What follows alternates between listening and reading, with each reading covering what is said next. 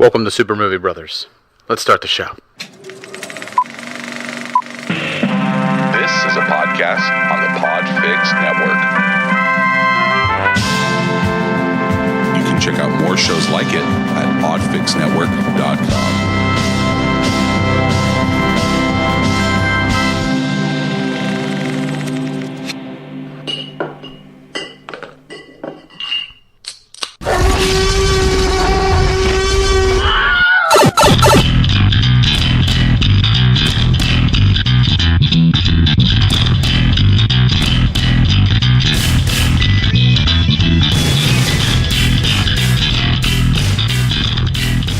Welcome to Super Movie Brothers, episode 126. I'm your host, Super Movie Brother Dave. I'm your host, Super Movie Brother Jay. Hey, Jay. It's been 1 week since you looked at me.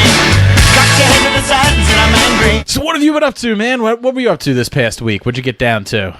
What'd you get your fingers in? Did they get sticky? What do they smell like? Well, unfortunately not. My hand got sticky, but, that's about it. Not from anybody else, but, for myself. Still petrifying those socks, making your mom's laundry super awkward for her. I never tried the sock. I never tried to get old-fashioned sock. But I did go and do a fucking race out in the hilly Tyler Park in Newtown. It was a 12K Christmas race. It was 7.4 miles. Run, boy! Run! Run for your life! Boy! And it was 33 degrees. I was not quite tuned up for this kind of race, and I definitely did not pay it its respect. I, for the last 2 days, have been having trouble walking afterwards because my shins and my calves are so sore from the hills. But I did come second place in my age group, so I'm a little bit proud about that. At least it's not third. And I placed. But it was tough. It was tough. I mean, it was cold, man. I was not used to running in that kind of weather. I mean, I was coughing the rest of the day. My lungs were just kind of... That's because you still smoke. But there's one cigarette a day. There's three things about what you just said that I just doesn't really compute with me. Which is what? Running. I like running, but in hills at 33 degrees. I mean, yeah, and 12 miles. 12K, so 7.4 miles. Who cares? All sounds awful. Yeah, 3 miles is my max. I give up at 3 miles. And that's all I've been really running the past few months, I'm not quite prepared. But what it does make sense is that your knees hurt because you're always on your knees. That makes sense to me. You're a whore. You know that? Oh man, I'm telling you, it was a doozy. I definitely was feeling it, and I was actually I was at the bar till 1 o'clock in the morning the night before. Now it was a late start date. 10 a.m. You are a 35 fucking year old man. What is wrong with you? Come on, man. I'm telling you, I don't know what was going on in my head. I completely disrespected this whole race. You're too old to be up till 1 o'clock in the morning at a bar by yourself. With my cousin, trying to make sure he wasn't by himself. Did you go there by yourself and your cousin happened to be there? No, I knew they were going to be there. Okay, all right. That's fine. That's and this was after Spider-Man and our early screening of Spidey, so But don't lie. There is plenty of times where you do go to the bar by yourself. It happens. It happens. A single guy gets lonely. You are a sad, strange little man, and you have my pity. I certainly can be. That's why I'm on a podcast. Oh, Jesus. I mean, for me this week, I went to go see Santa, Jay. I went and saw Santa. Me, Lauren, and the dogs, and Logan, we all went to a Santa. So there's a Santa Claus in this area that we really love. If you remember the animated movie The Guardians, where all the holiday mascots are protecting whatever space-time continuum and all holidays from some bad guy. I don't remember the entire plot, but I remember Santa Claus was a badass in that, and he had naughty and nice tattooed on his forearms. Wow. So there's a Santa around here I love it. who has naughty and nice tattooed on his arms, and he got kicked out of the local mall and out of a theme park because some parents were complaining about the tattoos. They didn't want a Santa Claus with visible tattoos and stuff like that. So once he got fired, he had a pretty big following. So Lauren follows him on Facebook, and she's been, we've been only going to him in the places that he goes to. So last year when we went to go see Santa, we made sure we found out where he was, and we went and saw him. This year, same thing. So we went, and this time, instead of, bring your kids, this time it was at a garden center, and the garden center is just like, bring your dogs too. So it was me with Luca and Baby and Logan standing in line to go see Santa. It was fucking ridiculous. Yeah, but the picture turned out brilliant. It did. And I was so amazed. And so I was laughing because I just know how difficult that photo must have taken. Oh yeah, I was everybody to be looking perfect, dogs included. I was right at the sweating my ass off because there was like 200 people crammed into this tiny little garden center waiting in line. There's dogs everywhere, dogs barking, and Luca's pulling. There's just so much for him to take in that he's going left, right. He's pulling forward. There's little kids around. He wants to go see all the. So it got bad, but everyone stayed together until the end, Jay. After we got our picture with Santa, Lauren's like has to go pay for the pictures and stuff like that. And we could tell that the dogs were at their wits' end. So sure. I took both dogs and I'm going to leave. And as I'm walking out the door, in walks this guy with his dog and his like 3 kids and his wife. And his wife just goes walking right into the garden center and just keeps walking. The kids, for some reason, immediately pounce on Baby.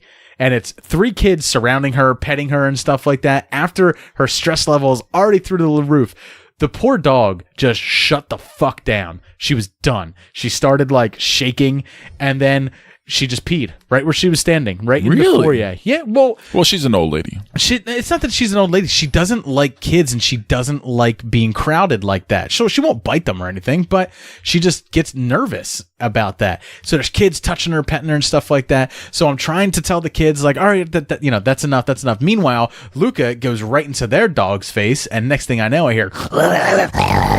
And I was like, shit, now this dog's fighting that dog. This dog's pissing on the floor. The kids aren't even noticing. They're petting them. And the dad's just standing there holding the dog's leash on his phone, not paying attention to anything. Oh, my God. And luckily, like this garden, one of the ladies that worked at the garden center. Was Logan with you? No, Logan was with Lauren. Oh, okay. Comes over and she tells the guy, she goes, you're blocking the doorway. No one can get through. Can you please move? And like, it's a good thing she came by, because what was going to come out of my mouth was probably going to be real nasty, and I was probably going to get in this guy's face. Is the whole world gone crazy? Am I the only one around here who gives a shit? But yeah, she ended up coming over, helping me. She took Baby while I cleaned up Baby's pee and stuff like that. And then the dogs went outside and they shit in front of in front of the dollar store. So a lady went probably not the first time that's happened. So a lady went in and asked them at the dollar store whether I could have a plastic bag to clean up after the dogs. We already cleaned up their shit once. We didn't expect them to poop twice. Well, Baby pooped twice. So she goes in and she comes back out and she goes, dollar store won't give me plastic bags. So I walked in with both dogs behind me and I was like, one of my dogs pooped in front of your store. I would like to clean it up so your customers don't step in it. And she's like, we don't give away free bags. And I was like, enjoy the shit. Just enjoy the shit. It's yours, because it's going to get stepped in and it's going to get dragged in and it's going to get dragged out. It's going to be all over your store. Your store's going to smell like shit. What a bitch. I know. Just a plastic bag. Are you kidding me? Just a plastic bag. That's all Who I asked for. says that? Right? Trying to be the responsible Free person bags? here. What are you talking about? We don't give away free bags. It's why That doesn't even make any sense. That's why they're the dollar store, Jay. That's why they're the dollar store. Obviously. And she obviously has probably never had a dog in her life either. Whatever. I left the shit there, man. Oh, you better have. So then, Fuck. So then, Lauren, I take can't believe I that. take the dogs to like a wooded area out back, let them walk around, decompress and stuff like that, make them happy again. Lauren swings by in the car to pick me up. We get in. And we're in the car for about 30 seconds, and Logan has her rainbow candy cane. She can't be more happy. And then I just hear her start freaking out, crying in the back. And I'm like, what's wrong with you now? And she goes, I My tongue. I finally get the dogs calmed down, and then the kid goes off, and she just needed a nap, man. It was fun, going to see Santa Claus and stuff like that, getting a great picture and stuff. But fuck, it's so hard to take like everybody. I couldn't imagine having 3 kids. Like I couldn't imagine it. It's bad enough with 1 kid and 2 dogs. I couldn't imagine it. I mean, my sister, she's marrying into 3 young kids, and they're a handful. Yeah, that's man. I don't know what's worse. So other than that, all I did this weekend was I played Red Dead Redemption Online with Duty on Saturday morning practically, right? Because I didn't jump on and start playing with him until around 1 o'clock in the morning. Did some missions, got killed a bunch by randos online just attacking me out of nowhere, jerks. And then I went to bed around 4 o'clock in the morning and woke up at 8 o'clock in the morning. So I slept for 4 hours on Saturday into Sunday. Oh man, but hey, I don't. Made you extra grumpy during that Eagles game, I guess. I was, dude. I'm always grumpy. That's like I am always angry. Like I have not been like in a good mood in a long time. Like it's. I don't think. I think it's the only way I know how to operate anymore. Like it's just a career in insurance and yeah. I know how to smile. I mean, I know how to a podcast. Wife. I know how to. It's not like I'm pretending to have fun when I'm having fun, but it's like immediately after that I feel guilty for having fun because it's like, man, I got so much other shit I got to do. Why am I having fun? Why am I doing this? I got so much other stuff I got to do. That sounds like you're a fucking adult and you just embraced it. Oh, dude, I've been adulting for a while. There's no way around it. You just have to do it. None of it's good. I hate every minute of it, but it's got to get done. So, what did you watch this week? What did you get into? What are you watching? What are we watching? He's trying to watch some illegal channel. Always watching. No, go past this part. In fact, never play this again. Well, after that pathetic fucking Eagles loss to the Cowboys, I was so distraught where I had to watch Baywatch. I literally wanted to put on the most empty-headed, dumb trash of a movie to clear my head, and it worked. But the jokes in that movie are so bad that you actually have to think about how bad they are. It's not as empty-headed as you think. But they're trying to make a bad movie. They're not trying to make a good movie. They're very self-aware of it. It's just still a very bad movie. They were just hoping that other people took that ride with them and made the jokes with them, but I didn't. It's a backfire movie. That's really what it is. So bad. It is very bad, extremely bad. And then after that, I had to get my head back on straight, so I watched Lady Bird, one of the best coming-of-age movies for me of recent years. I really do adore it. I believe that was my number 3 of last year. I can't recall exactly. It was definitely top 5. Really adore that movie, and it definitely holds up still. And I found this interesting movie. Nobody ever heard of it. Destination Wedding. It's an R-rated rom-com starring Keanu Reeves and fucking Winona Ryder. I watched this. Did you? Yeah, while blind drunk. I remember watching this, and I think I passed out right at the point where they got on the plane. How long in the movie is that? 10 minutes? Pretty much, yeah. And you didn't really miss much. No, they are the exes of the people who are getting married, and they both got pity invites / revenge invites. It's just such a slog of a film. Yeah, it was not fun. Like they try, like I get what they're going for, like this weird, dry, witty kind of humor, banter back and forth. But it just didn't work. It just didn't work, and it caters to the Keanu Reeves and Winona Ryder's kind of sensibilities. And I guess maybe it's the director, Victor Levine. He wrote and directed it. Maybe he just didn't kind of polish it properly to make it watchable on screen, but it was a real disappointing, and I love those two. I mean, but it was... You were all about that movie when it was coming out. You wanted to do a trailer park for it, and I wouldn't let you. I mean, I was excited, Keanu Reeves, Winona Ryder. You're like, the trailer for Destination Wedding just came out. You got to watch it. I mean, we should do a trailer park on it. It's going to be so great. No, it certainly was not. But what are you going to do? I mean, it is what it is. And I finally saw Borg versus McEnroe. So this one... I'm sorry, Borg versus... So McEnroe is fighting a Borg, like a Borg. No, this is a cybernetic being. This is... Come with me if you want to live. A legendary tennis rivalry in 1980 between Bjorn Borg and John McEnroe. You know? See, I'm less interested now. I thought it was a tennis legend going up against a cyborg. And now that you tell me that it's about a real person, I'm telling you right now, this is almost like a Jay's Indie Corner kind of movie, because this is a actual like indie style movie, which is really thrilling, really engrossing character study that really just follows just sheer determination to be the best, and rivalry and competitiveness, and it's fantastic performances by Shia LaBeouf playing McEnroe, Stellan Skarsgård playing the manager for Borg, played by this guy I never heard of before, but he was really fantastic, Severe Gudmundsson. But this is a small movie. Go seek it out. It's worth the watch, especially if you Jay, were around that time and you know all about this rivalry. What sport are they playing in it? I just said tennis. Boring. No one's going to watch that. You can. No. People love tennis. Only you do. I don't. I really don't. But this movie makes it look good. Old white I'm not guys gonna lie. like I have been to the U.S. Open one time. I know, and it's an incredibly embarrassing picture of you. It's a seersucker jacket. It's so bad. I went over the top. I went dapper. When are you going to the polo club? I hope tomorrow. Yeah, exactly. God, you like. I love the preppy lifestyle. I know. I do. I can't help it. It's the most disgusting and grating thing about you. I like I like the whiskey and the sporting events that partakes in that kind of lifestyle. Oh goodness. All right, man. So what I got around to watching this week on Netflix, the new season of The Ranch has started, and I'm not even going to say guilty pleasure. I just fucking like this show. Okay. I like the show. It is shut your brain off fun. There's something comforting in the fact that the jokes are so obvious that I can literally call them out before they happen. And that's part of the fun for me, is knowing exactly the route that they're going to go.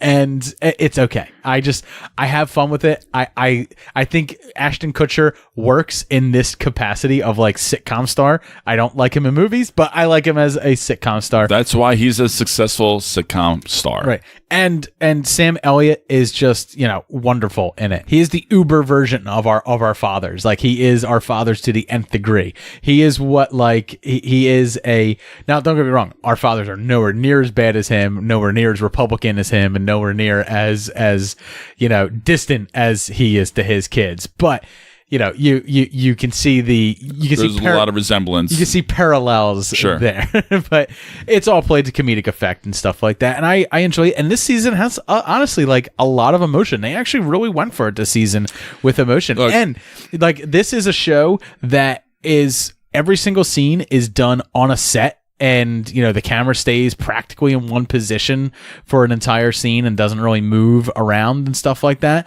They actually had like a pretty cinematic scene, like at one point where Ashton Kutcher's character is like running through the rain, hunting a wolf that just killed one of their steer, and his dad's following with them. They're having an argument, and like they're actually doing like close-up camera work, like over the shoulder behind him as he's walking through, like, the wet forest and stuff like that, and there's rain pouring down, and they're following with them, and the camera's panning back and forth between him and his father having an argument, and I was like, holy shit, the camera moved. They actually tried to add some cinematic elements to this show. I can't believe it. They're getting better. Like, most shows decline. They're trying harder. Yeah, I don't know if they're getting better, but they're trying harder. Well, maybe there was certain scenes. It's the best way to shoot it. As far as it was an emotional scene, and I think they wanted. I think they wanted the kinetic energy of the camera moving to carry the weight of the emotion. Right. It's a crutch. So, but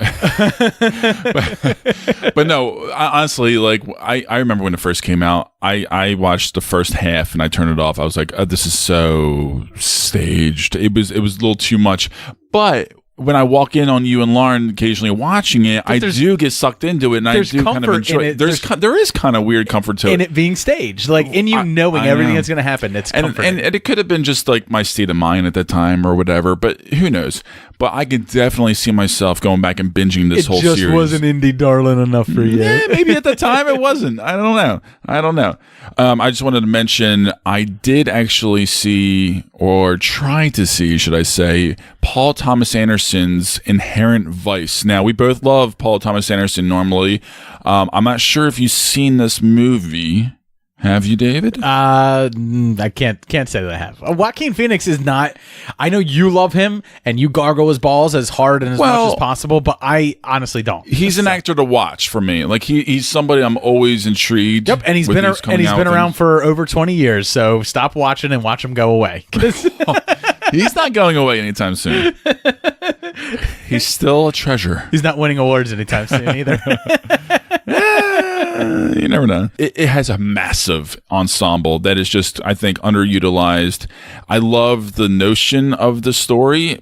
70s, drug-fueled LA, private investigator, blah, blah, blah. But my God, I gave it an hour and I fucking turned it off. I was not into this movie at all. I can't even tell you exactly why.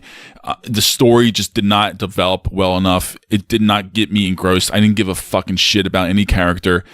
It just did not work for me. And I know it was a mixed review film. I am definitely in that later half where I was not on board with it. I mean, I just could not get into it at all. And it was really disappointing for me. I mean, I just could not stick with it to the end or care about it. Two other things that I'm getting into before we move on and we get into news for this week. I am rewatching every single Simpsons episode ever because they're all available. Wow. And they're all free. How dare you? I'm sorry. Let me rephrase this. I am watching every good Simpsons episode available. Thank you. Seasons 1. But even still, that's like 500 something. Yeah. Probably, or more. I'll probably watch up to about, I think the 10th, 11th, maybe 12th season. I'll watch up to about that far. After that, I'm going to stop. I can't watch any more of it. I don't like the direction it's going. It's completely different now than it was before. But God, I love that show so much. And I hadn't gone, because it's not on, because I'm not a kid and I have nothing to do between 6:37 and 7:30 when they used to play them on Fox, like 3 episodes in a row, and I used to just sit there and watch them over and over and over again, and sometimes see episodes multiple times. I don't have that access to it anymore. I have FXX and it's playing all the time on there, but I don't watch TV like I used to. I have so many other things to do, but now when there's something I want to watch, I can just go and pop one of those on. I don't know how long it's going to take me to go through all of them because I'm not digesting like a bunch of them every single night. But when I sit down and watch them, I'm usually taking in. I watched season 1 and half of season 2 in one day. It's such a quotable, digestible, lovable show. Like, I just sat down and watched so much of it. Lauren sat down and joined me for some of it. It's just been so long since I took it in, and it's time for me to go back to it. And then one other thing I watched with the family, we all watched it together. We watched the Christmas Chronicles. How was that? Surprisingly good. Like I am not a Christmas guy, and I said last week I am not a huge fan of Christmas. I don't get all Yuletide filled and stuff like that. I don't have jingle bells coming out of my ass. I like Christmas. It's okay. Do you hate people that are on board with it, or are you kind of like secretly jealous of them that you are? No, not secretly jealous at all. I find it frankly filled with joy like they are. I find it frankly a little annoying. But my favorite part about Christmas is giving to people. I'm terrible at taking compliments. I'm just as bad at getting gifts. When people get me a gift, everyone thinks I dislike the gift because my face is just like, I know. Oh, I know your face. I know. And it's just like, yeah. I mean, I'm very It's just like meeting somebody new too. You're really you shut down. I hate them. You shut down. No, I just generally hate people until they prove to me that I shouldn't hate them. but that's what I mean. But it also just shows all over your face. Like you look like you're shutting down, but you equally hate them and you hate everything about everything. But no, it's like I'm very grateful to get a gift and stuff like that, but I'm not good at saying like, thank you. I'm very grateful for this. I just go, okay, cool, thanks. And like I'll put it aside and I'm like, now open up my thing that I got you, because I care care about the actual Right. I like giving stuff. Like I sent Justin, So I Married a Movie Geek. I sent him a Christmas gift this year because it's a little inside joke from us. We joined him to talk about Big And Trouble. he did post it on social media. Big Trouble It was Little cool. China. So I wanted to send him something and stuff like that because he allowed us to come out there and stay with him, showed us a good time while we were out there and stuff. So I wanted to give back and stuff like that. Of course. I sent Chris from More Gooder Than a present that's in the mail now. I can't wait for him to get that. So I just like the giving part. But Jay, I was talking about Christmas Chronicles with Kurt Russell as I'm Santa sorry. Claus, and it's really enjoyable. Did I hear something like it may be picked up for season 2 or something? Season 2. It's a Or a movie. sequel? A sequel. Or it's maybe a sequel? Possibly. It's adorable. It's him that you enjoy. Everything else. Well, he's got the hair for it. Yeah, everything else that's Christmas in it and stuff like that, I could care less. It's the way he plays Santa that I love. Like he's in the jailhouse and he plays jailhouse blues and he like uses magic to give people instruments and they play and you know he sings Jingle Bell Rock like in the jail cell and stuff like that. And he's kind of a jerk. He's a jerk Santa Claus. You know, not like bad Santa, but just kind of like PG-13 bad Santa. a bit, yeah. Sort of. It walks a line a little bit, you know, like he hates the fact that Santa's portrayed as a fat ass because he's not a fat ass. He doesn't know where that came from. So he constantly like sees billboards of like fat Santa and he's just like fat boy. Well, it doesn't make any sense, you know. He does a lot of work throughout the year trying to get you know everything ready for Christmas. It's all done in one night. My God. I'm not saying it's a revolutionary Christmas movie or anything like that, but it is fun for the family, and if you got kids and stuff, it's appropriate for them. You'll have some fun watching it. I think it's worth the time this time of year to sit down and watch it. And it's on Netflix and it's there for you. And I know a lot of people have watched it, but it took me a couple weeks to get around to it to be like, all right, I guess I've stored up enough Christmas cheer to allow this one Christmas movie to pass. All right, Jay, let's head over and let's get into some of the news for this week.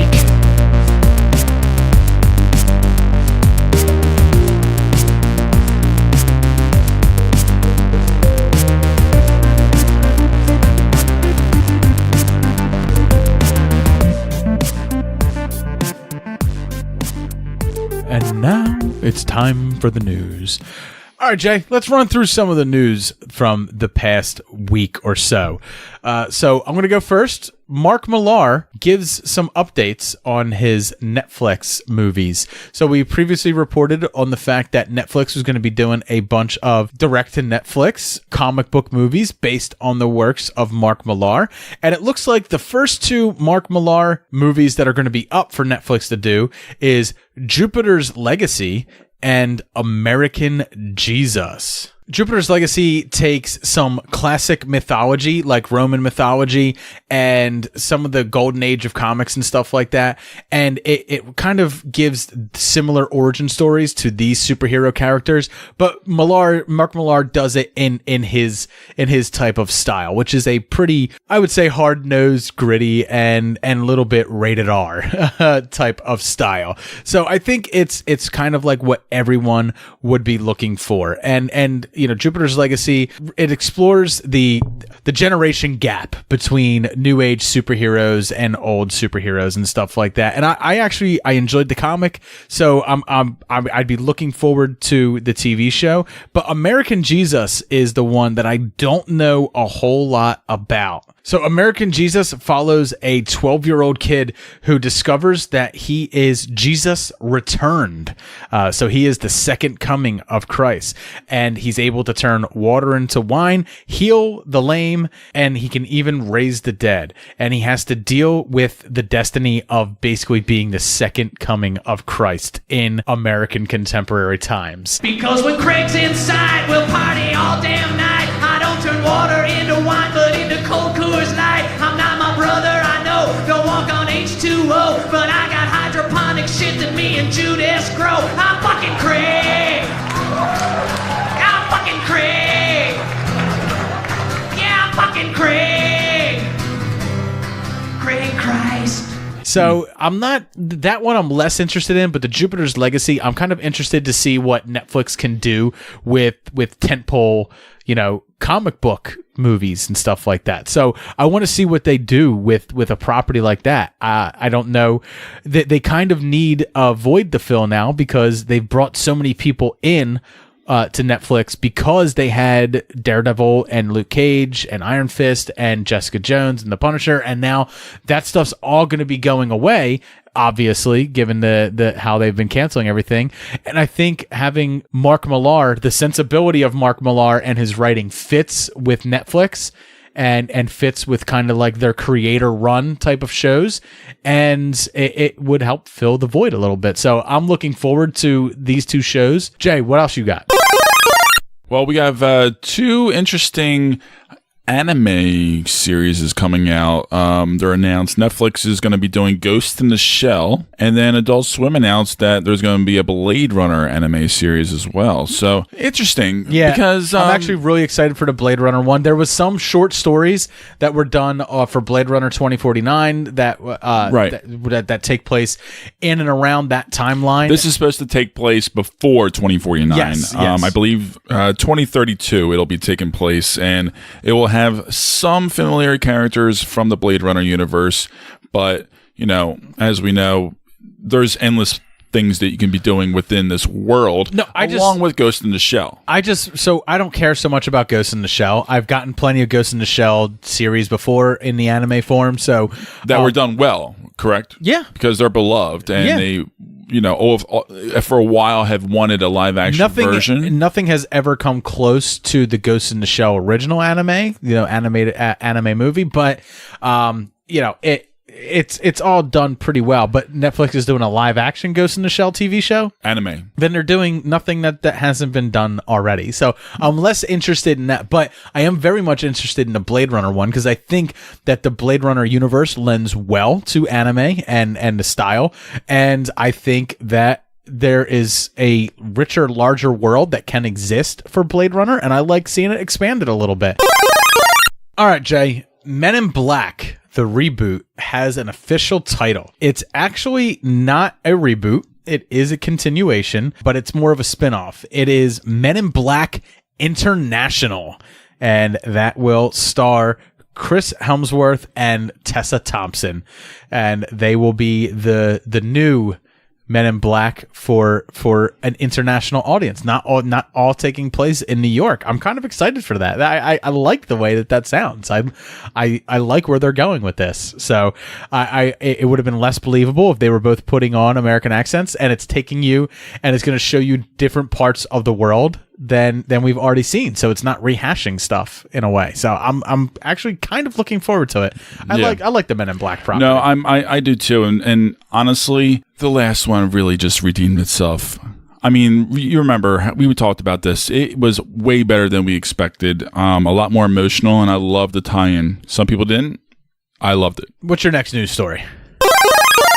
Kind of expected it for this day and age right now, but Universal's Pictures is developing the original movie musical inspired by the music of Prince. Yeah, I mean, I'm afraid this is going to be like a new trend right now. I'm surprised it's taken this long, is what I'm surprised about. Hollywood's usually pretty good at jumping on the death train, and they're just like, this person just died? You people really like it? Let's get it made. Look, I catch a lot of flack for this, but I'm not a huge Prince fan. I am not that big into Prince. I mean, I don't know of him personally. Like, I never really watched too many live performances. I like a lot of his songs, like the groove of it, like the sexuality kind of feeling, the sensuality of it. The thing about Prince that I get is I get why people love him, and I get why people like the music. It's just not my bag, baby. It's just not my thing. But I get it. I'm not terribly interested in a biopic for him, but I understand why it's existing, and that's going to make gangbusters because a lot of people fucking love Prince. But you got to make the Michael Jackson. You got to make the Michael Jackson biopic next. Man, you gotta are you kidding me? And you got to cast the That's an undertaking. And you got to cast the right kid to play Macaulay Culkin. No, they're ignorant. That's ignorant. He still looks the same age. Dude, you can just cast him. What if Macaulay Culkin just oh, I got it. Macaulay Culkin plays himself, right? As a little boy. But Corey Feldman plays Michael Jackson. Because back in the mid-'80s, Corey Feldman was obsessed with Michael Jackson. He used to go to clubs dressed as Michael Jackson. And to an extent, today, he still dresses like Michael Jackson. So that movie I would fucking go see, man. DC and Warner Brothers has announced their 732nd film in development for the DC universe. Plastic Man movie is now in development. Plastic Man, he's a character who can stretch. He can turn into things. He's quite funny. He honestly, I know everyone thinks that Harley Quinn is Warner Brothers' answer to Deadpool. No, Plastic Man is Warner Brothers and DC answer to Deadpool because he's just a wild, crazy, kooky guy. I'd actually be excited for this one if they did it right and it came out. But let's face it, I don't take these announcements from them very seriously because this is the 732nd movie that they've announced is in development. And you know what? Aquaman's just not getting that great of buzz that I'm 100% sure that this DC train's going to continue on the track that they think it's going to continue on. I just have one silly, stupid final one. Anne Hathaway is expected to star in WB's Sesame Street movie.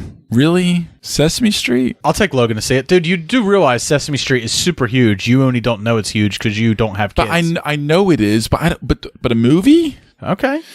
Jason Segel and Amy Adams were in the Muppet movie. Like, what's the difference? They're both just as equally beloved Jim Henson creations. See, I guess I hold Sesame Place a little too close to my heart where I don't want it touched. It's being touched every day. They're making new ones still, and they premiere on HBO first. Stop it. It sounds so dirty when you say it. It's being touched every day. There are hands deep inside of those Muppets every day, Stop Jay. Are they wearing gloves, Dave? Absolutely not. They raw dog the whole way. Disney and Marvel have moved up Avengers Endgame. We're going to get into our trailer park for Avengers Endgame right after we finish with the news, but they've actually moved it up by a week. It's now new U.S. release date is April 26, 2019. We get to see it a whole week sooner. So just like James Gunn had to step down or was fired from Guardians of the Galaxy 3 for tweets that happened years ago, now Kevin Hart has to step out from hosting 2019 Oscars because of tweets that he made back in 2009 and 2010 that have resurfaced. Oh boy. Where to begin with this? This is touchy because so here's the thing. I give them a lot of credit for just saying, like, you know what, if it's going to cause this big of a problem or if you have a problem with it, I'll just walk away. I'll step down. I'll walk away. I give them credit for that. I'm sure that's the spin that's being put on it. Well, he got accepted this and then turned it down in 48 hours. Apparently, he initially refused to offer an apology. That's all he asked for. Like, just apologize publicly and move on. But initially, I think he refused to do that because he didn't want the spotlight taken away from the awards ceremony because obviously it was hyping up too much. Here's why so he stepped down. Then he apologized afterwards. So I'm not exactly sure what to go. Here's why I wouldn't apologize.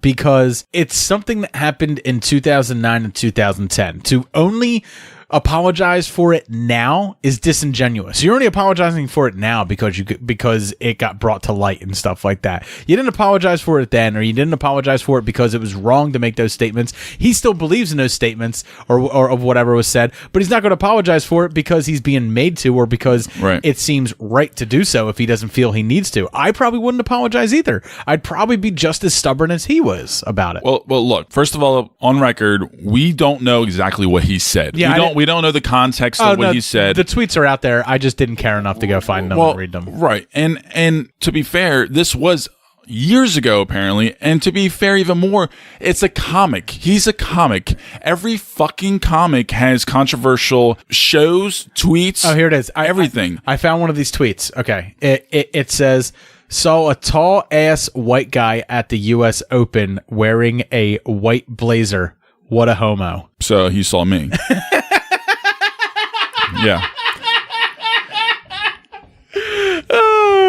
See, sounds about right. The problem is, it's not that he called you out for being white. It's that he used the word homo. He shouldn't have used that word. He should have used a different word like metrosexual or dweeb.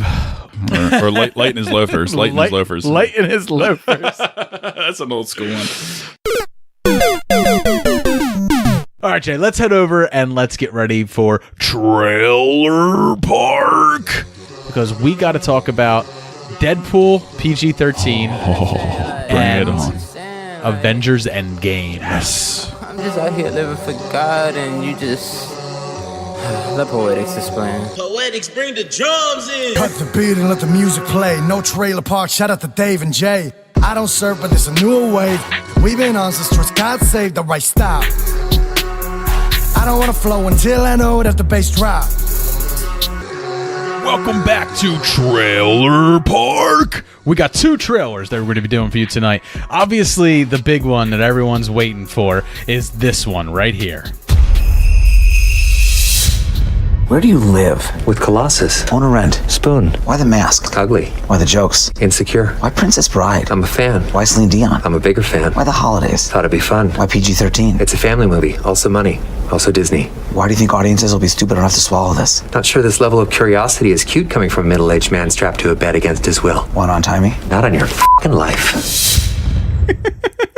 I'm loving this marketing that they're doing. It's great. It's great. Can we point out how you will swallow this all? Yeah. Because you told me not to buy Deadpool 2 because you wanted to wait for the box set with this new. Well, we're reviewing it. We're reviewing it next week. So me and Jay are going this week to see Deadpool PG-13. Yeah. So we will be reviewing it next week. Yeah, we swallowed it. That's fine. Yep. Disney, yes, you did. Disney got me again. Yeah. Every teaser is set in the same location. I just wanted to point out that. Do you remember back when we were talking about Deadpool PG-13 and we were trying to figure out why they would do it? I said they're doing this for Disney. Disney's going to acquire Fox, and they need to prove that Deadpool is viable to a PG-13 market. Of course. And they're doing it. So working. Is it the same movie, just with some additional scenes and some other scenes cut out? But I'm sure it's going to be all tongue in cheek, all fourth wall breaking, all pointing out the fact. I think there's going to be some chop cuts, like of Fred Savage things cut in between in the movie. Okay. It's sprinkled throughout because I don't think it's going to play out exactly like the original. So obviously he says here, that Fred Savage is in the bed because he's a huge Princess Bride fan, and that's why he has Fred Savage here, because it's a family movie, and Princess Bride was a family movie, and that's Columbo Peter Falk sitting down and telling his grandson, played by Fred Savage, a story, and he tells him the story of the Princess Bride. I think that's what this movie's going to be. Fred Savage in the bed and Deadpool recounting the story to him, and there's gonna be so many Wonder Years jokes, and I'm gonna love every minute of that. Oh yeah.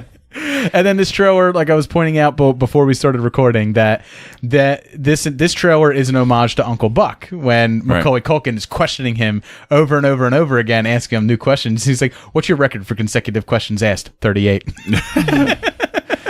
And you're right. I mean, they could be playing the same movie for the most part, and then cutting back to him and Fred Savage on the bed. So we're not going to see how all the superheroes that Deadpool's working with violently die when they jump out of the plane. I'm going to be honest. Like, I'm okay going to see this because Jay is giving me one of his free passes to go. Yeah. I support the free passes. That's true. I probably would be less likely to go see this if I wasn't going for free on Jay's dime. Like, right. I would. I was saving that ticket for a date, but I don't think I'm gonna go on a date anytime soon. Ship has sailed. It has sailed. But yeah, I like this marketing campaign. It definitely gets people. I think it reminds people of the funny, and I think it's going to be even more funnier because they are so self-aware that it's going to be PG-13, right? And I think scaled back. I mean, and to some degree. I mean, it's a shill. Don't get me wrong. It's a complete money-making sham, and But if you get the audience on board with it in the ass backwards way, like they are, it doesn't. It's perfect. It doesn't matter if you spend half your movie pointing out the fact that you're just doing this for more money. and that's funny. It doesn't change the fact that it's mostly wrong. This should just be an extra feature on a DVD, right? Like the Logan black and white edition. That's why it was so important to do these promotional videos so right. Right. They didn't do too many, and they're all set in the same location with just Deadpool, Fred Savage, banter, boom. Which makes you think they didn't spend a whole lot of money on doing this, but they're going to make so much more. Yeah, and they're not showing anything more to the movie. I know they definitely did shoot additional footage, quite a bit, and I know some of it was guerrilla style. But it's like 20 to 30 minutes is what they said. So I'm intrigued. I mean, fuck it, why not? Full movie theater ticket price for 1/3 of a new movie, and a whole bunch of beeps. Because they're gonna be like, it could be fun. It could be better. I don't know. I mean, we're definitely not getting the living room scene when he has his little legs and he spreads his legs out. I don't know because Simpsons movie was PG-13. You see Bart Simpson's They dick in can blur it out. So just saying. Let's move on to something more important. This thing on? Hey, Miss Potts. If you find this recording, don't feel bad about this. Part of the journey is the end. Just for the record, being adrift in space with zero promise of rescue is more fun than it sounds. Food and water ran out 4 days ago.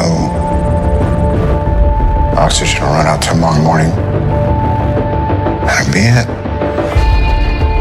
When I drift off, I will dream about you. It's always you.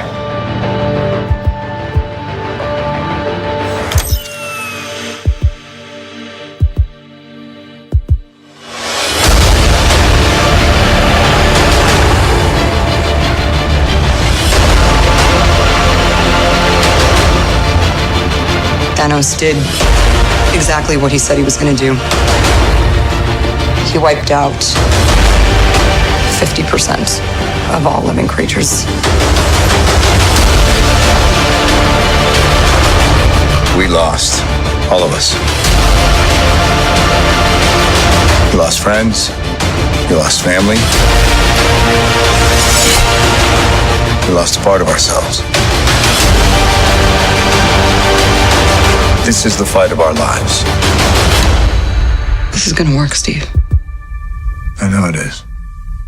Because I don't know what I'm going to do if it doesn't.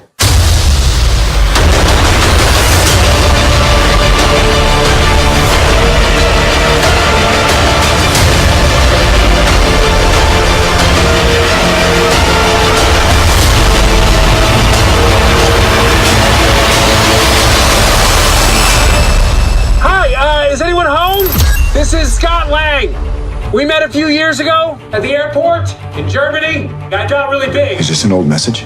Ant-Man, I know you know that. It's the front door. That's me. Can you buzz me in?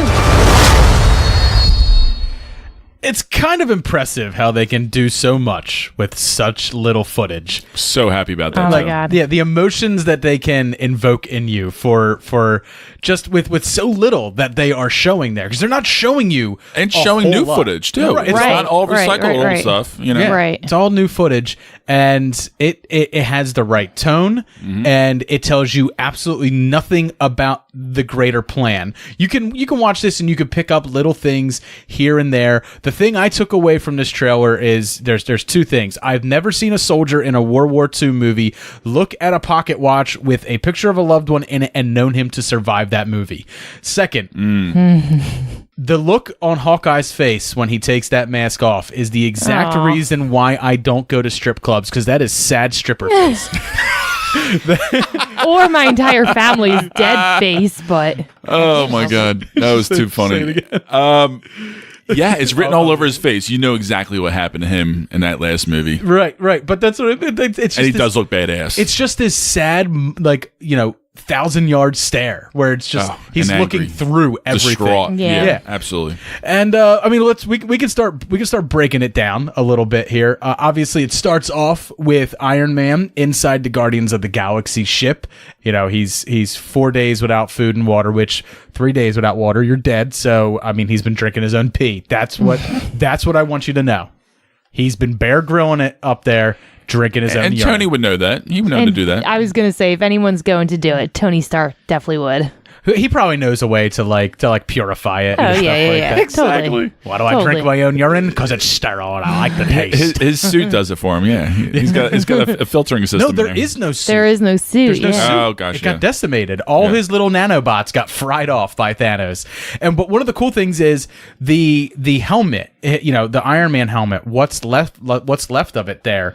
It looks a lot like Iron Man's helmet from when he was in the comics and was on the Guardians of the Galaxy. So like it's like just the way that it got destroyed and stuff like that. Right. It winds up looking like his Guardians of the Galaxy, helmet when in the comics he joined them, which is I think that's kind of nice. Like it's a nice little nod to the fact that at one point in the comic books for 4 issues, Iron Man was a member of the Guardians of the Galaxy. That's kind of cool. And then but it begs the question: where is Nebula? Where's Nebula? Right. Where's she at here? Because how did they get separated? Right. And because last we knew, they were still on that same planet together.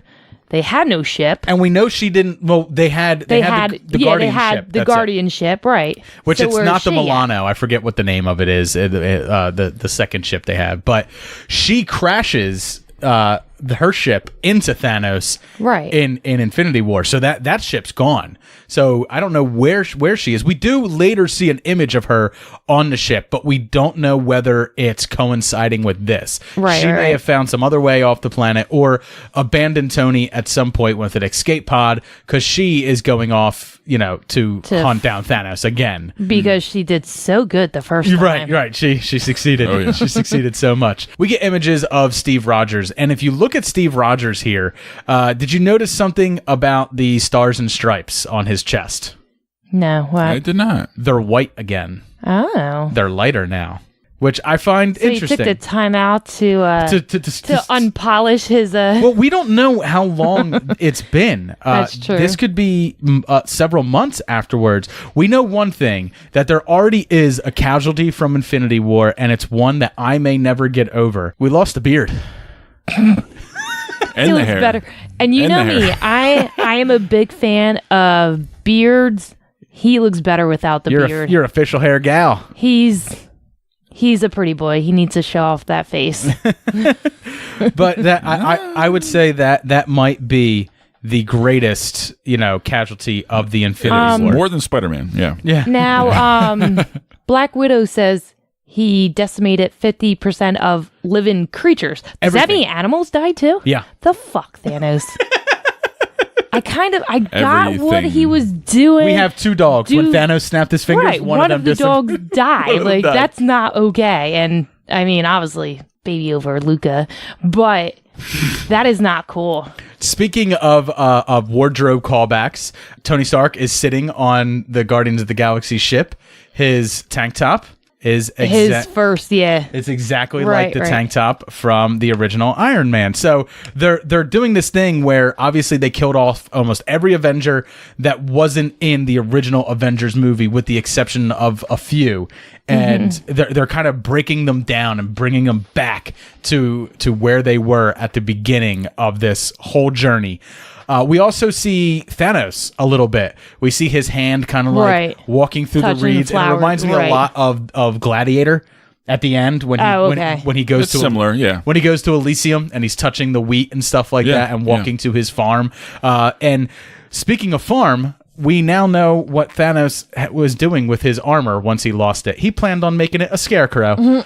And there is actually a storyline in the comics. It shows he's living a beautiful life right now by himself. Right. In his mind, in his peace, he's living the life of a victorious warrior. Yeah, and also he didn't get rid of all the goddamn birds because now they're still around. They're still around. Yeah, all those birds are still there.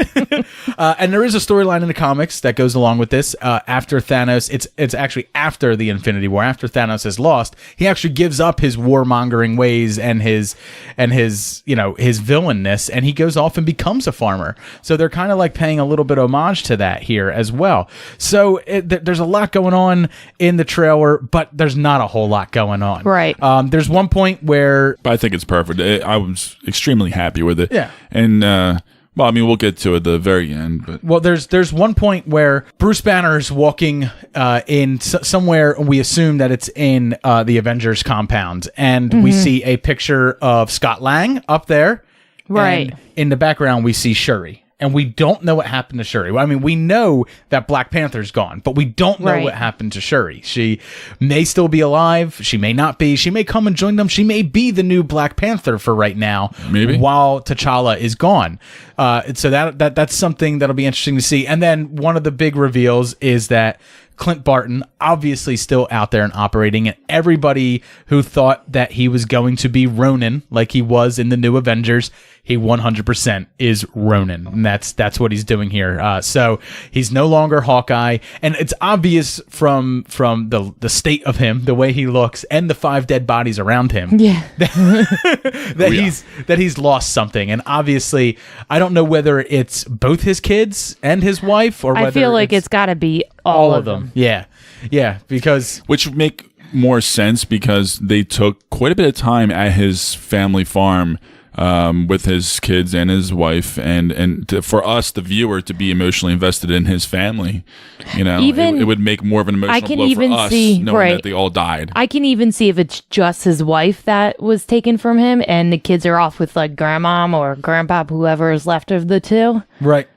So that's what I'm thinking too. It could be just the wife. It could just be, yeah. And either way, I mean, losing your wife, losing your child, you can't blame him for reacting that way, for losing all of them, just one of them. It doesn't matter.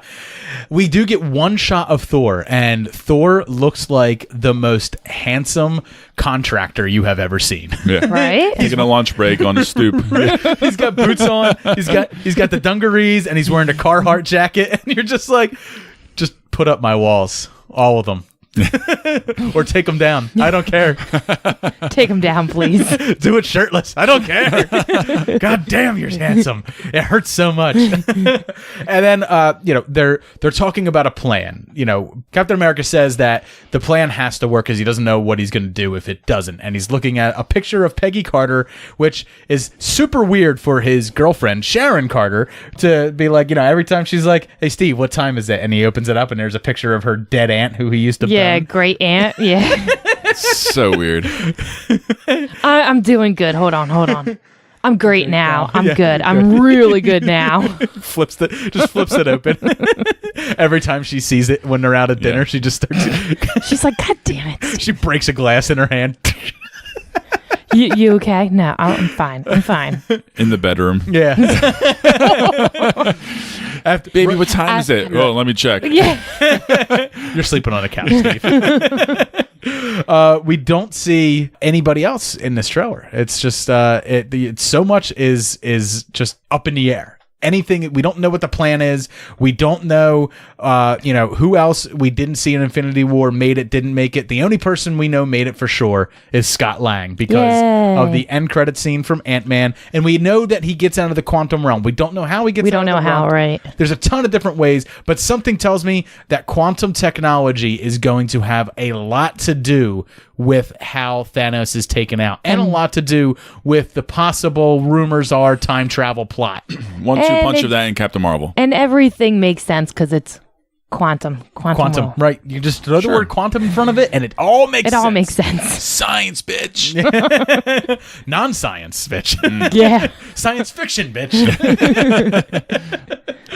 And I'm really looking forward to this. It is, I think everybody's looking forward to this, and I think this was just the right way to whet your appetite, to dip your wick a little bit. Indeed. Yeah. It certainly was. And also, Marvel's really pulling off all the stops. I mean, this past week, they're really just dropping a hammer on this trailer, Captain Marvel's trailer.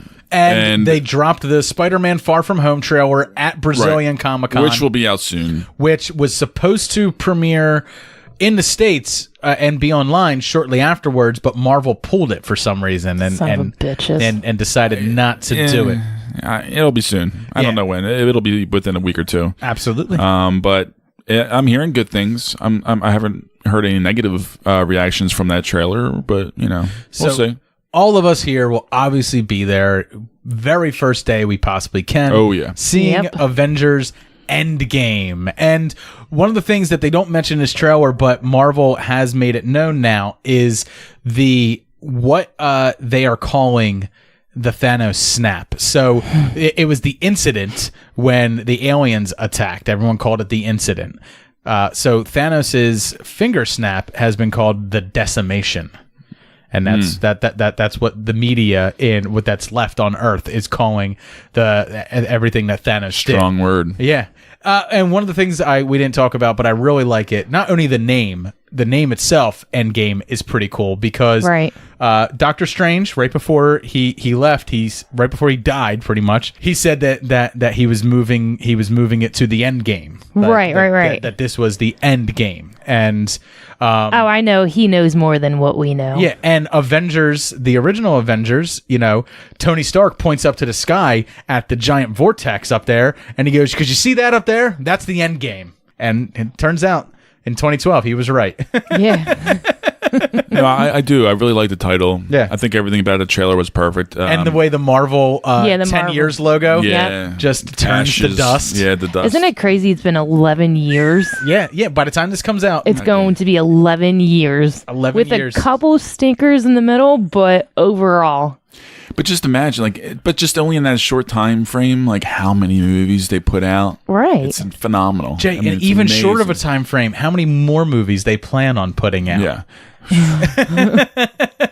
There's no end in sight. Billions of dollars that they're making. I would be 100% okay and happy if they said Avengers Endgame's the end. It's Endgame. We named it that because we're done. Yeah, MCU's going to give us a 2-year break. Yeah, it's going to go away for a while, and I would probably be pretty ecstatic about that. But the fact then is, what are we going to see in the movie theaters? Star Wars. Yeah, I guess. But they're even cutting that back a Because little Disney bit. streaming is going to take over for a little bit. Yeah. True. And then they can start kicking off their revamps of whatever they want to do. There's a lot of rumors about what's to come next, but and I think very smart and rightly so, they are keeping pretty quiet about what comes after this. I wonder if they're going to learn a little bit from the Star Wars backlash with Solo, because that was rushed out a little too soon after episode 8. So, maybe they will space it out a little bit after these Marvel movies come to a close. I think that's smart. I think they obviously have the funds to just kind of give themselves a little bit of a Do break. you think they have the funds? Disney? Oh yeah. I think Disney. But I mean, the focus on the streaming service and kick that off properly right. for everybody, and then go back and start the whole theatrical release. All right, real quick before we end here, before we end this segment and we move on to get into our beers, I want to know who you guys think rescues Tony. What spacefaring person can come along at a miraculous 0 hour and rescue Tony? Start with you, hon. Who do you Rocket Raccoon. think? Yeah, maybe. I guess. He's a space creature. He stayed alive. Yeah, it's true. Why not? It's kind of really sad that he's the only guardian I left. know. Jay, who do you think? Thor. No, he seems pretty down in the dumps, hanging out there at Avengers. Yeah, maybe at the Avenger compound. I just feel like they always are coming to blows. And they always have a little bit of a. I have someone in mind. Okay. She survived after Thanos attacked the Asgardian ship, and she actually took what was left of the 50% of Asgardians who lived onto another ship. Oh, that's right, because they didn't. That's right. We don't know what happened to her. That's right. I think Valkyrie's going to come by. He's going to come by and save him. You're right. I totally forgot about her because they just kind of started the movie and we just assumed they were all done. Yep. That would make sense. I think it's going to be Valkyrie. And even better, Korg. Yes. Because we didn't see Korgs. No, we didn't see we Korg didn't at all. see stones all around the place. No, Korg also survived, and he even had an Avengers Infinity War poster. That's right, he did, and that motherfucker wasn't in it. So I think it's going to wind up being Korg, and we still don't know. We may have a sorcerer that is still left, who can take up Doctor Strange's part to add that magical element. Wong may still be out there. He might be, and also Baron Mordo, the bad guy from the first, he's still out there too. So possibly. So there's other ways to fit Doctor Strange's type of role in there. Everybody coming together. Everybody comes, villains included. I think right, exactly. Yeah. What if the movie ends and they just drop the abomination on Thanos and and everyone's like, and that's how it ends. Go for broke. I mean, we haven't seen him. Tim Roth Abomination It lives. is the end game, for Christ's sake. I mean, come on. Why not? Just say you go absolutely Fuck it. fucking nuts with it. Just go nuts. And it's true for shits and giggles. Just drop Wolverine and Deadpool in there, so everyone can just collectively cream in their seats. Stickiest movie theaters ever. And then like have like a 20-minute end credit scene. Well, that's like so Lord of the Rings or something, like that's long what- drawn out fucking. That's what has me most excited. What will this end credit scene be? Will it be something that sets up for what's to come, or will it just be a nice little cap off to the end of all this? I know, What like, if it's like a Stan like a Lee? shawarma scene. What if it's like the final Right, Stan Lee cameo? Don't. Why are you doing that? I know, you're That would awful. be- Way to bring this entire That would room be down. beautiful, though. Well, Jay just I made think me it'd be beautiful. Jay just made me depressed, so we're gonna go head over and we're gonna start drinking some beers.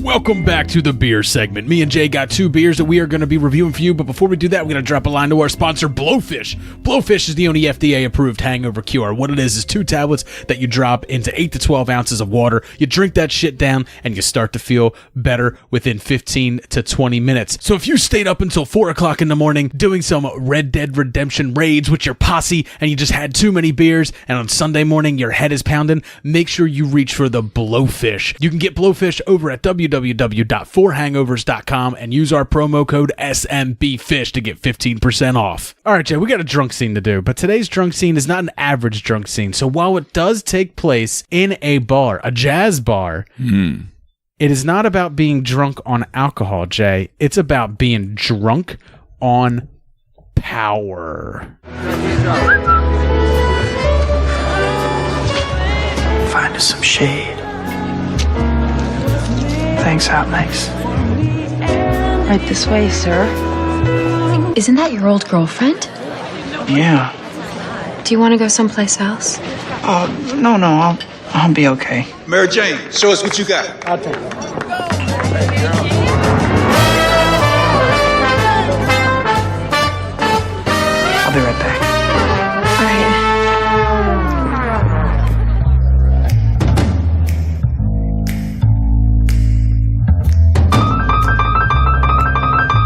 Peter?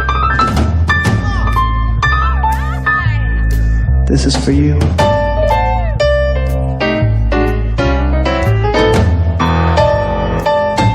Double time.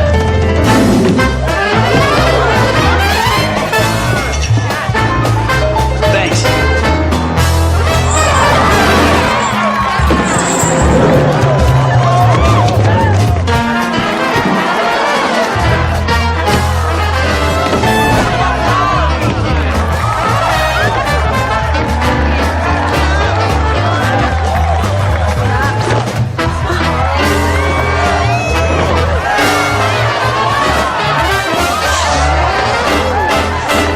Now dig on this. Spider-Man drunk on the power of the black suit in Spider-Man 3. I still have PTSD from this experience in the theater. I'm so sorry to put everyone through that, but we're reviewing Spider-Man Into the Spider-Verse tonight, so I figured. And they do make fun of it. Yeah, they do. Oh, they do. They do. It's just so bad. Man. It's just this entire scene. It's just so uncomfortable. Like I at first I was like, oh, that must be how Tobey Maguire is in real life. And then all of a sudden it breaks down into all this song and dance and like, no. Way too many cuts. Way too many body doubles for that. No, that's not Tobey Maguire. The hair flipping is just the thing that bothers me the most. The hair keeps getting in his eyes and he keeps flipping it back. It's so bad. It's just so painful. Find us some shade. Oh, God. I remember seeing this in the movie theater and I was just like, no. Thanks, Hot Legs. Yeah. Like, who says that? You 100% would be the person I who would says not that. say Hot Legs. So if you didn't already know because you watched this movie out of your brain, this is the jazz bar scene in Spider-Man 3 where he purposely takes Gwen Stacy on a date to the place where Mary Jane works at so he can purposely embarrass her, which is something we all fantasize about doing after we break up with someone. We just want to cause them the most amount of embarrassment as possible. How he doesn't feel he's embarrassing himself in the process, I don't know. But he's too drunk on power to even know the difference. That's true. This movie was man on a mission. I can't remember whether this is before or after the walking down the street and the songs playing. I think it's after. It's after that. Jeez. This is after that. Oh my God. The street is actually even more awkward. Yeah, like what a 1-2 punch of bad. Actually, it is worse. The street walk is definitely worse than the bar, because the bar, at least it has music that I can kind of dig. But other than that, all the performances and the bullshit going on is just so cheesy and so over the top and so just stomach-inducing vomit. Now dig on this. Oh gosh. Yeah. I'm digging on this beer though. Can I just move on to this beer that I'm drinking? Because if you want to. I got the new Belgium Voodoo Rangers special release Imperial Black IPA. Now this motherfucker is bolder than Black Spidey. It's 10%, and it is. This is your black suit IPA. This is my black suit. Yeah, exactly. And it definitely has that kind of smoky, really bold flavor to it. It's smooth though. It just has a really great smooth finish. And I can't get over the fact that it is just so dense in the up front when you take a sip of this beer, and then has it's barely any kind of carbonation, and just kind of goes down extremely smooth. And for 10%, it's a doozy, but it's a well balanced beer, and I'm quite enjoying it. I'm gonna give it a 4 out of 5.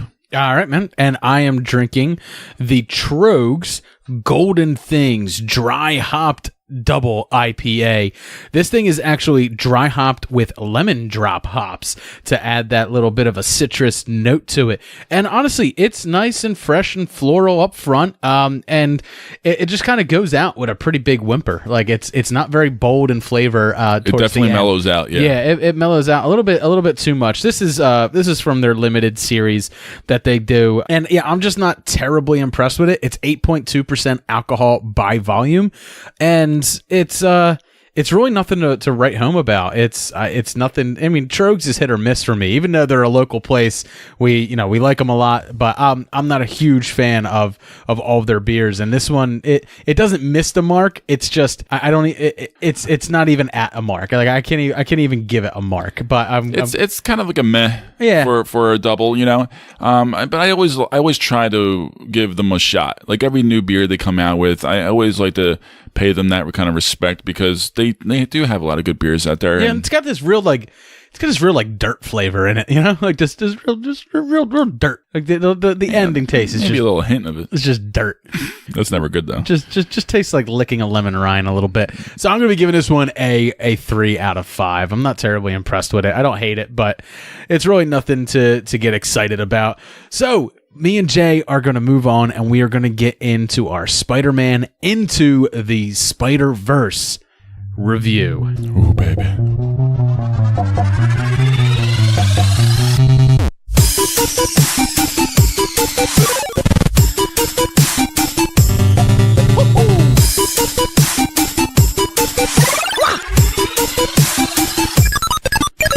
Me and you actually got to go see a movie early for once. We got tickets a week in advance to go see Spider-Man Into the Spider-Verse, and I couldn't be happier about that, because this was my most anticipated film next to Overlord in fall for 2018, and I was getting extremely hyped on this movie because it seemed to be everything I wanted from Spider-Man films, and it didn't disappoint. It kind of delivered. Well, I mean, put it this way. The first time I saw the trailer, I didn't really know what to make of it. It just seemed like a lot on the screen, and I did not know if I liked it, if I didn't like it. leading up to the movie and seeing more trailers and watching it over and over, the more I felt it was going to be one of the more special Spider-Man movies that they've ever produced, and also visually as well, because you've never seen an animated movie look this way before. I've heard some complaints that, yeah, it's kind of like eye noise. Like there's so much, going on. There's so many colors. There's so many things popping at the screen and stuff like that, that it's kind of a little spastic, but I actually really enjoyed it. I thought that added to the comic book element and added to the animation style and stuff like that. So let's get into our in-depth review for Spider-Man Into the Spider-Verse.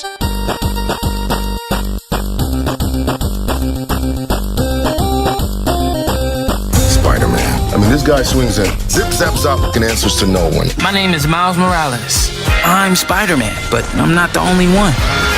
Do animals talk in this dimension? Because I don't want to freak them out. Hey guys. Who are you? I'm Gwen Stacy. I'm from another dimension. How many more spider people are there? Hey, fellas. Hello. This could literally not get any weirder. It can get weirder. My name is Peter Porker. How am I supposed to save the whole world? You can't think about saving the world. You have to think about saving one person. This was never your city. It's mine. We're a team. Let's shut this thing down. I love you. Wait, what?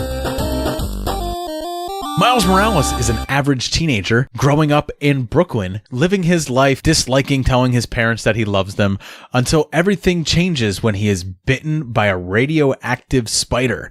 He soon learns that he has special abilities as a result of it, but now also has to learn how to use his powers and deal with the fact that all of space, time, and all dimensions could come collapsing down at the hands of the Kingpin and his cronies. Yeah. So I absolutely loved even the way like this movie started. It started off following Miles, right? It didn't jump you right into I mean, it jumped you into Spider-Man. It took its time. Yeah, it jumped you into Spider-Man a little bit with the way that it starts with about the Peter Parker in his world, in Miles's world. Right. So they give you a little backstory on Spider-Man, and they're updating you on him in Miles's world. And then, but then we get introduced to Miles, and we just kind of get to learn about him, learn about what he's growing up with, learn about what he's dealing with. And I actually really, like that. Like, I like the idea that he is a very smart kid. He's going to a school. It's a boarding school. He has to live there, even though it's in the same city. He lives in a dorm Monday through Friday and then comes home on the weekends. And he's conflicted about that because he's a neighborhood kid. He's not going to his, PSA 118.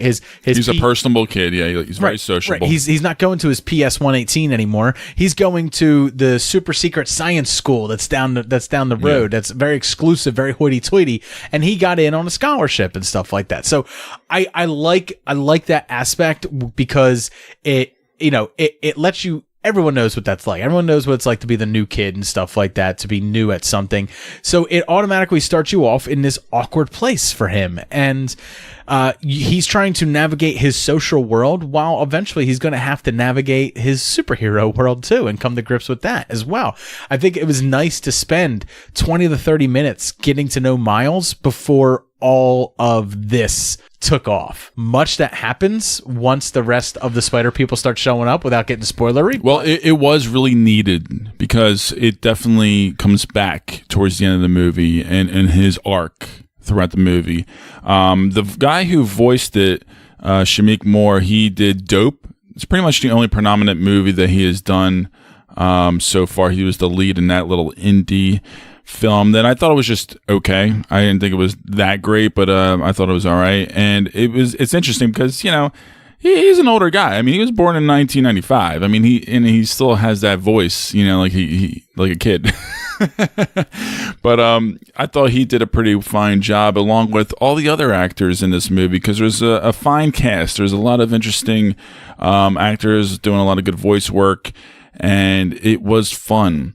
Now, Dave, I mean, let's just right off the bat, I mean, the visuals. I mean, that's the number one thing I think a lot of people are going to take away from this movie off the bat. Because I think that's what speaks volumes in this film. That's what really draws you in before you even get into the story, and you may love the story too. It draws you in with its visuals. Like the animation looks textured. Like it looks like comic book panels come to light. There is cross hatching, different forms of shading. Like it looks like a colored comic book, even to the point to like there are times where he will say something or yell something, or there'll be a noise, and they'll even throw like a bubble up that kind of just shows. Loved it. And I loved all that stuff. And I loved the way that for Spider-Man, it's tough when you do a live action Spider-Man, because in your head, Spider-Man is always high flying, flipping, and all of his motion, everything he does in the comics is always like a hyper exaggerated motion and stuff like that. Like a normal person throws a punch and it comes from like their shoulder. When Spider-Man throws a punch, his whole body cocks all the way back and he throws it, and like his, it's just, he's always kinetic. He's always in motion, and that's hard to do live action. But they did it, here because it's animation, and they really got to let loose with the way Spider-Man moves and the way Spider-Man fights and the way Spider-Man feels, and that I really, really enjoyed. It felt like a very comic, authentic Spider-Man tale. Oh, absolutely. I mean, this is definitely one of those things. For me, as everybody knows, animated movies I struggle with. It's hard for me visually to get invested with the characters, the story, everything. I certainly respected the fucking shit out of this movie and what they were going for, and even what they accomplished. However, for me, physically, I can't handle it. I get a headache. An hour in, I was getting my headache, and it stayed with me probably a good hour after the movie still. Within 5 minutes, I was immersed in it. I was going with it. I was cool with it all. Dave, I loved it all. And I'm sure there's going to be some people who watch this movie that might agree with me. There is so much visually, but also dialogue as well, because it is quick. It is a very quick movie with a lot of visuals on top of it. That matches the tone of Spider-Man in the comics. My brain does not operate that fast. That's why you watch those slow indie movies, I guess, that are so deliberate in their dialogue. I mean, everybody who listens to us knows I am not the snap, quick-witted, fast-talking kind of guy. I'm not that person. I don't think my brain does not operate that way. I'm not quick-witted, but I really enjoy seeing like that level of banter and quippiness. I appreciate what they're doing. I appreciate what they're going for, and I'm sure, and I know some people love this movie. They think it's by far the best Spidey movie, the best animated movie. I won't go that far to say it's. Some people are saying that though. Some people are saying that. I appreciated all the different variations, what they went for with the different kind of Spideys. The visuals were incredibly ambitious, and I thought what's funny is for you, they're different type of Spideys. For me, I was getting reintroduced to Spider-Man that I already knew. Like good point. I have the Spider-Man noir comics, right? That's obviously coming from a guy who doesn't read comics. I know of Spider-Ham, and I've even seen cartoon episodes of Spider-Ham in it, and I definitely own a couple of Spider-Ham, issues, and I wasn't always with it in the comic books, but I understand the kitschness of it, and I enjoyed it here definitely more so than I did even in the comics. Spider-Gwen's been around since probably around like 2012 in the comics, so like these are all characters that it's cool that they're getting introduced to like a broader audience now, and people are now going to go out and seek these things out. And the downside to it is we're probably going to be flooded with this stuff now because of the movie's popularity, but for me, I liked seeing it here, and I liked the way that they tied it in. I liked the way they made it fit in this movie. They kept their origins true to what their comic book origins were, but they didn't feel the need to give all of them a origin story. And I love the way they tell the origin story. When a new person from a different dimension shows up, they introduce themselves, they give a 30-second synopsis of who they are and what brought them there, and now they're here. It's kind of funny. And I was like, I liked it. I liked the way they did that because it just kept the movie moving, and it did it in that quick, fast style. And that's, that's very indicative of how Spider-Man is. Very quick-witted and quippy. And that's what this was, and it did it so well. And especially, the relationship between Miles Morales, actually his relationship with everybody in it, because he's a kid that's all heart. And that's, I think at the end of it, that's what they're trying to tell you about Spider-Man, is that we all know that Spider-Man's Peter Parker, but there's a little bit of Peter Parker in all of us, a little bit of Spider-Man in all of us. And the only thing you need to be Spider-Man is to have heart. There's even that one scene where, Miles, they're trying to train Miles and he keeps getting knocked down. And, she says, if he doesn't get up, then he can't be one of us. And I think that's true. Like that's the essence of being a Spider-Man or a Spider-Gwen or a Spider-Woman, or, it's the ability to continue to get up. And I like that a lot. I like the message they send throughout it. And I just had nothing but good things to say about it, with the exception of one thing. One thing bugged me in the movie, and it's kind of how quick Miles becomes prepared for that final bout. He just it just all clicks for him out of nowhere for seemingly little to no reason. I agree. I didn't like the way they executed that, but at the same time, to play devil's advocate, I think it was just simmering under the surface, and just that moment of hearing certain words from a certain somebody kind of made it come through into fruition, and we have the Miles that we know now. Yeah. But ultimately, I think what the undersung theme of the entire movie is, it's love. Love is the theme of the movie. It's yeah. Love. I think you're right. Actually, yeah. If you think about it, the Peter Parker who is training him, the one from the other dimension. Thank you for mentioning that. That was, I think, the biggest one for me. Yeah, it was seeing his arc. The older version of Peter, right, who is played by Jake Johnson, is longing for lost love, and Miles is coming to grips with his father's love and that relationship, and his conflicted love with his uncle, right, who is a conflicted guy himself, right, Aaron Davis in the movie. And and even Gwen, her lost love, her love who has died, so all of them, it's all thematically about love. Even the villain, Jay, love and loss, is doing what he's the Kingpin is going through other universes trying to find the love that he lost. But I also was a little disappointed by the villain, because I thought the villain was... Oh, you didn't like Liev Schreiber's Kingpin? I didn't think it was developed well enough. I didn't think it was strong enough or villainous enough. I thought it just took too much time into the different Spider-Man characters and their stories and development.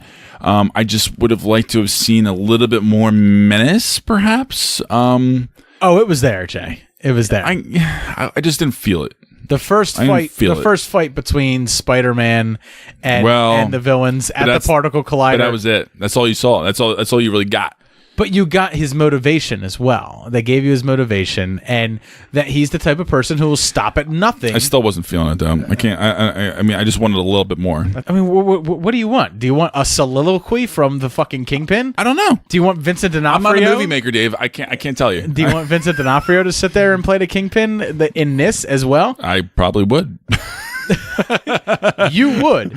No, but no, I like Liev Schreiber quite a bit. I thought the voice acting with that was fine. I liked his actions in it. I just feel like I didn't get enough. I didn't feel the threat. I don't know. I didn't feel the dramatic weight enough. We'll get into genetic. No, dramatic weight. The dramatic weight. The genetic. Did I say genetic weight? I said I wanted to say dramatic weight. Jake, genetic weight is what you leave on a girl's face. You disgusting bastard. My favorite. There's so much to love in this movie. I think we've talked about enough. One thing I really want to mention is the soundtrack is amazing. The score's good, but the soundtrack itself is really well done. I really enjoyed the music they picked. I actually listened to it on my way home. Turns out that even though this movie's PG, its soundtrack is not PG. It is not a PG soundtrack. There is a lot of cussing that goes on into that. So, Jay, why don't you give it a score, man? B+. All right. I am giving it an A, just a straight A. I thought this movie was really well done, and it is one of my favorite Spider-Mans. Jay, let's head over and let's get into spoilers. Spoiler warning. Spoiler warning. Spoiler warning. And it's a no on the cape. I think it's cool. Spider-Man doesn't wear a cape. No capes. Strato Gale, April 23rd, 57. Cape caught in a jet turbine. Meta Man, Express Elevator. Dyna Guy, snag on takeoff. Splashdown, sucked into a vortex. No capes. What's that, Peter? I think this is a cape. So you think the Kingpin wasn't menacing enough, Jay? I did not. You didn't think that seeing him literally take his massive ham fists and smashing them into the Peter Parker from Miles' universe's face, killing him, was not menacing enough for you? The fact that he just smashed him into oblivion. That's all you got. That's all you got. What? That's not all you got. You also got the fact that I wanted more. You also got the fact that his anger and his bloodlust is the reason that he lost his family to begin with.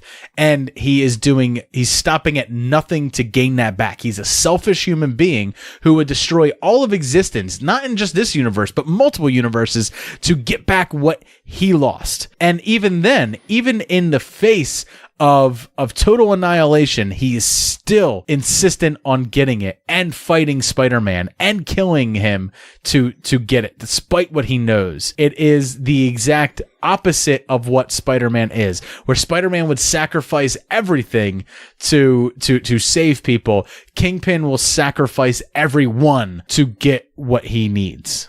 I think that they did a fine job of showing that. Like I said, it could have been there. I just didn't feel it. It was the directors, whatever it was, whatever you want to call it, the script.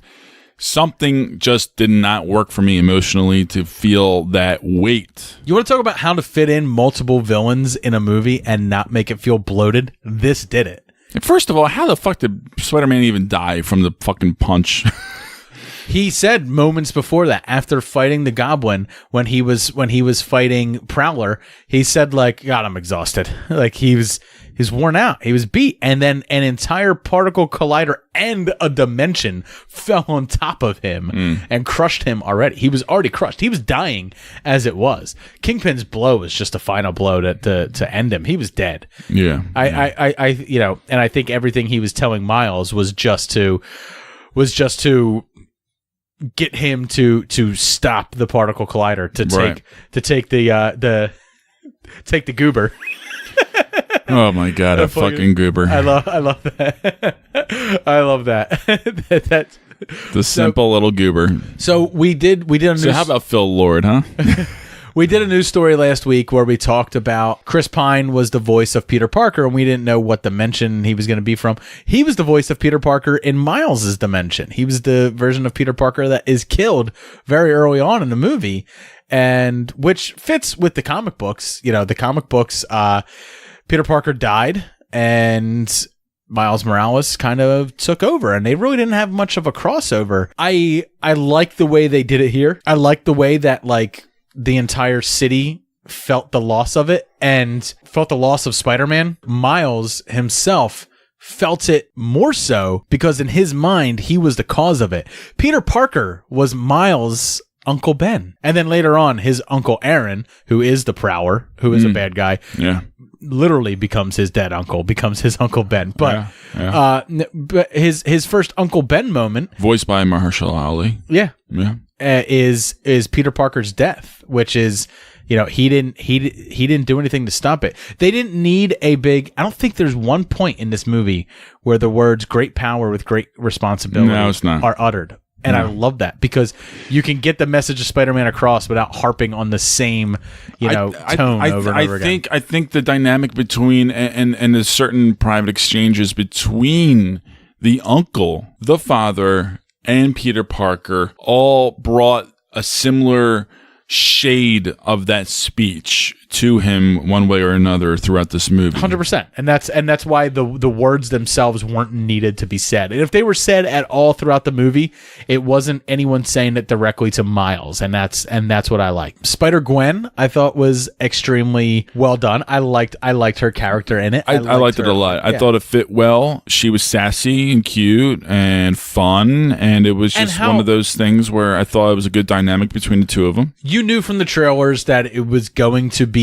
kind of like a weathered, weary, sarcastic, older Spider-Man that's being played by Jake Johnson. Sure. But I didn't get bored with it. Even though, I knew that that's what I was getting and it was kind of one tone for him the whole time. I didn't get bored with it because as he was teaching Miles, he was learning from Miles as well. Like that's, I kind of... Without a doubt. It was almost a two-hander movie, to be honest, because it was also his, I don't want to say his film, but it was really, it was his story arc along with Miles' arc going throughout the film to get to that end point. We're in spoiler section. So for him to let go, and move on and progress and get out of his rut. And he was a pretty selfish Spider-Man. For sure. And, for him to be the one to offer himself up for the sacrifice, I think was twofold. It worked as a fact that he had moved forward from feeling sorry for himself, but also realized that he had nothing left to go back to. Like he had given up on everything else. Going back was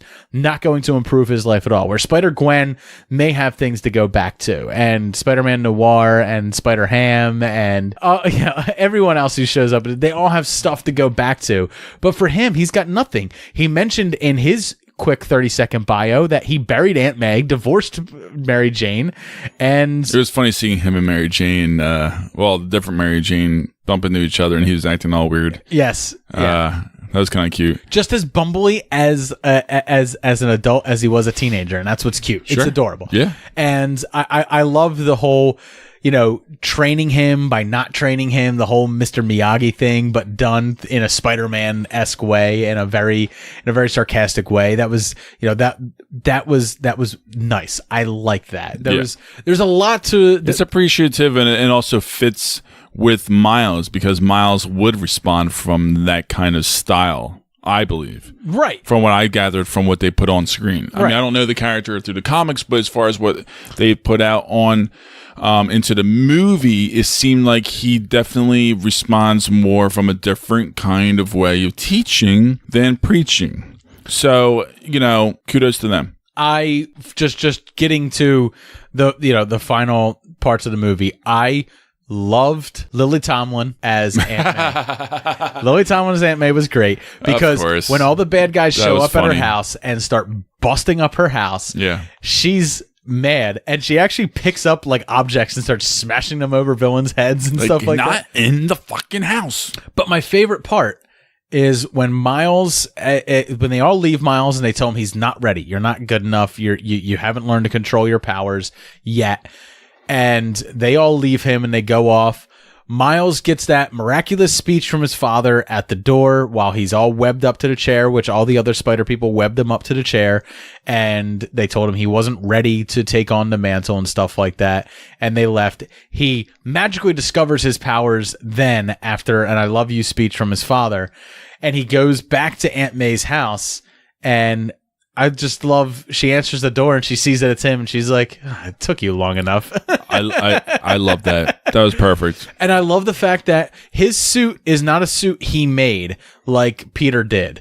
His suit was Peter's suit made to fit him.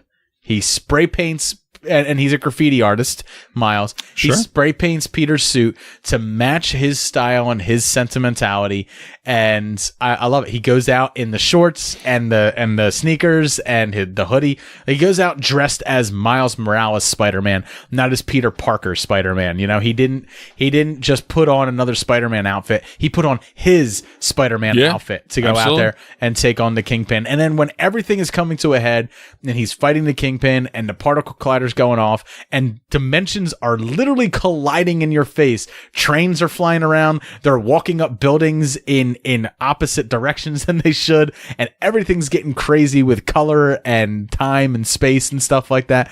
I loved that last fight between Miles and the Kingpin because it was just so fitting. You know, the Kingpin back and forth. He was doing the Spider-Man thing, and every time that the Kingpin had the upper hand on him, Miles was able to use his powers, control them to take him out and stuff. I really enjoyed that. And yeah, I mean, the only thing I didn't like, man, was the fact that like he couldn't control his powers. He gets tied to a chair. His dad gives you an "I love you" speech, and he uses his powers and gets out of it. And look, I hear you. It's just miraculous. It's just miraculous. I hear you. It was one of those things just that all clicked. It bugged me, but playing devil's advocate, like I said, I just feel like, well, I think the whole point of it was always just boiling under the surface, and I guess you just needed that fucking speech. Yeah.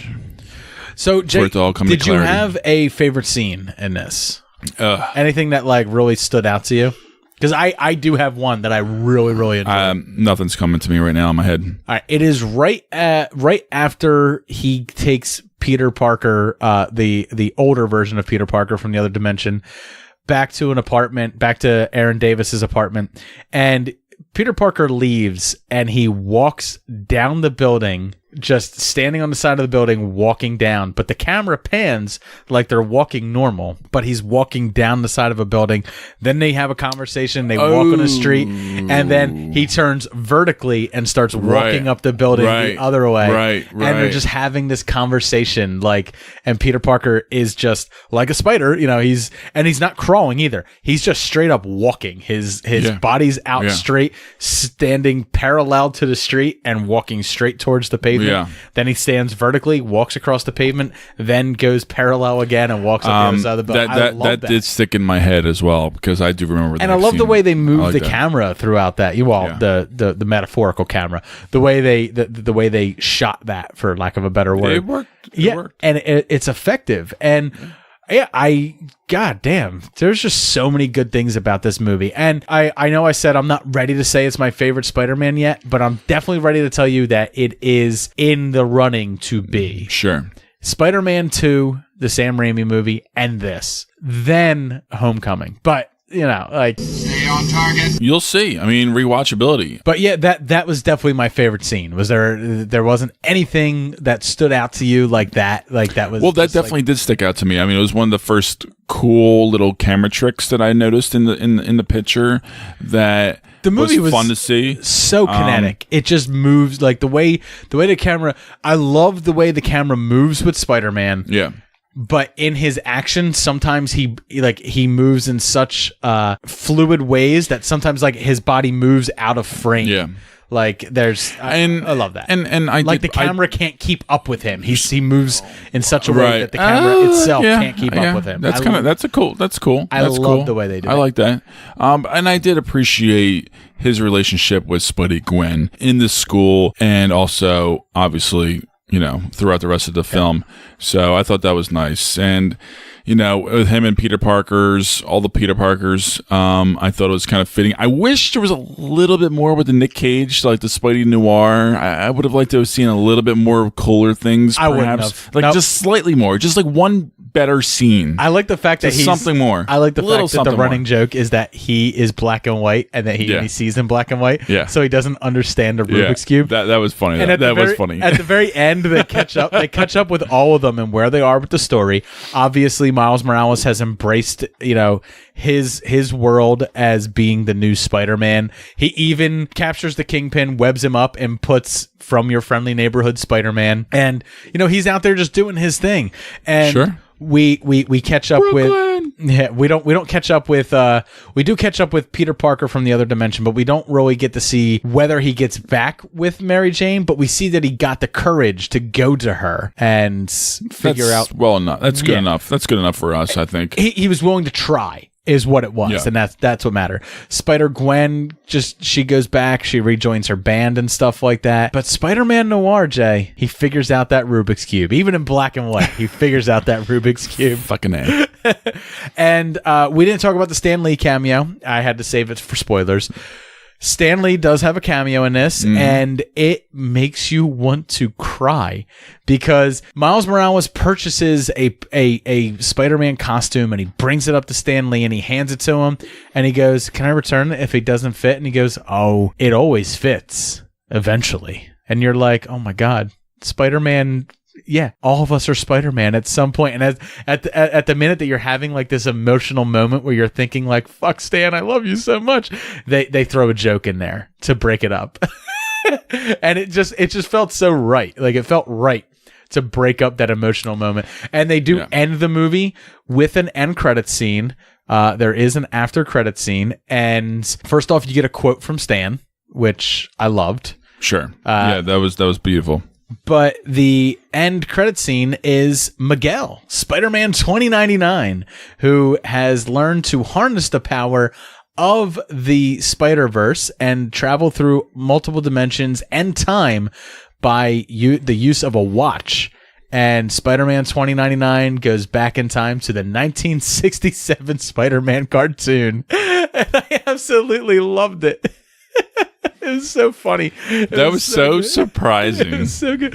I expected them to set up something else, but instead they were just like, I guess just having but I appreciate Spider-Man 2099 something in it. Different. Just having Spider-Man 2099 there is enough to say like, all right, next time we'll have him. You know, he'll be here too.